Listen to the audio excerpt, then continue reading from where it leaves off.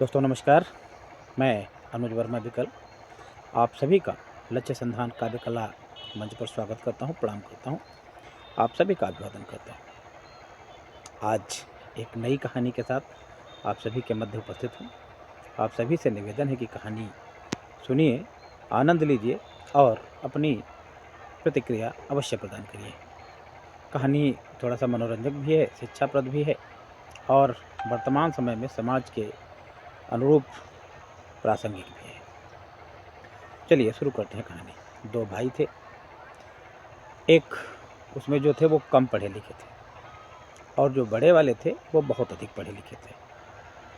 जो अधिक पढ़े लिखे थे वो केवल सिद्धांत पक्ष की बातें करते थे, सैद्धांतिक बातें करते थे।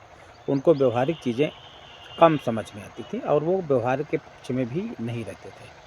और जो छोटे वाले थे उनको सिद्धांत थोड़ा कम समझ में आता था, लेकिन वो व्यवहारिक पक्ष को बहुत ही सर्व सर्वोच्च स्थान पर रखते थे और व्यवहारिक पक्ष को ही ज़्यादा बल देते थे। एक बार उनकी रिश्तेदारी में कहीं कोई कार्यक्रम था।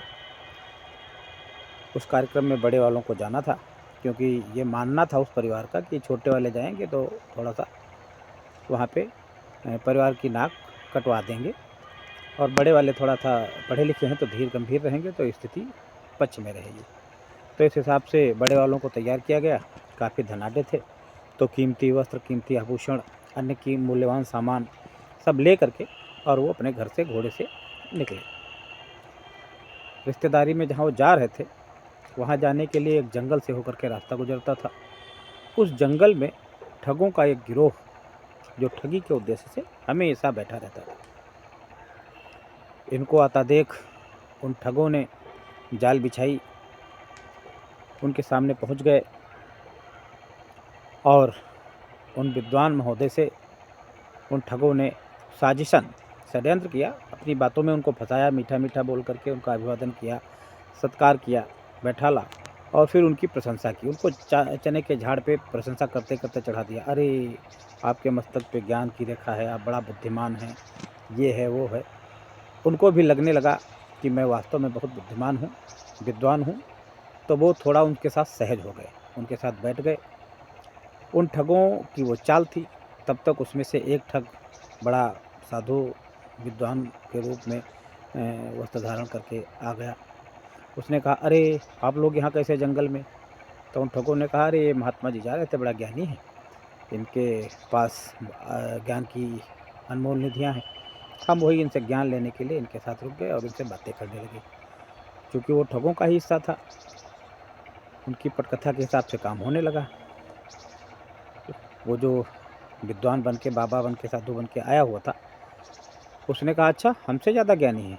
अगर ये वास्तव में ज्ञानी है तो हमारे साथ शास्त्रार्थ करें और अगर ये हमसे शास्त्रार्थ में जीत जाएँ तो ये जो कुछ कहें मैं हार जाऊँगा और यदि ये हार जाएँ तो इनके पास जो कुछ भी है सब हमें देना होगा। उनको ये थोड़ा-सा अभिमान था कि मैं वास्तव में ज्ञानी हूँ, मेरे पास हर प्रश्न का उत्तर है। उन्होंने सहर्ष स्वीकार कर लिया। उन ठगों ने जो उनके स्वागत सत्कार का नाटक कर रहे थे, उन्होंने कहा, नहीं सोच समझ लीजिए। कहा, नहीं, नहीं, नहीं वो ठीक है, और अगर मैं उत्तर नहीं दे पाऊँगा तो मैं जो कुछ भी मेरे पास है मैं इनको सब दे दूँगा। उसने उससे प्रश्न किया, चलिए बताइए राम के पिताजी का क्या नाम था? क्योंकि ठगों को भी बहुत ज़्यादा जानकारी नहीं थी, केवल फँसाने वाली कुतर्की बातें करते थे। तो उन्होंने कहा दशरथ, उनके पिताजी का नाम अज, उनके पिताजी का नाम रघु, उनके पिताजी का दिलीप। ऐसे बताते-बताते वो जितनी अधिकतम पीढ़ियाँ याद थीं उन्होंने बता दी। फिर उन्होंने उनके पिताजी का नाम पूछा तो वो रह गए। कहा, अब तो हार गए आप। थोड़ा मनन करने के बाद, थोड़ा शांत रहने के बाद उन्होंने अपना सारा आभूषण, वस्त्र, जो भी मूल्यवान सामान सब कुछ उनको दे दिया और नग्न अवस्था में सामान्य से कपड़ों में घर वापस पहुँच गए। छोटे वाले ने देखा, कहा, भैया ये क्या, गए थे राजा बन कर के, आए हो भिखारी बनकर, क्या हो गया? तो उन्होंने पूरी कहानी बताई कि यार रास्ते में ऐसा-ऐसा हुआ हमारे साथ। छोटा वाला समझ गया।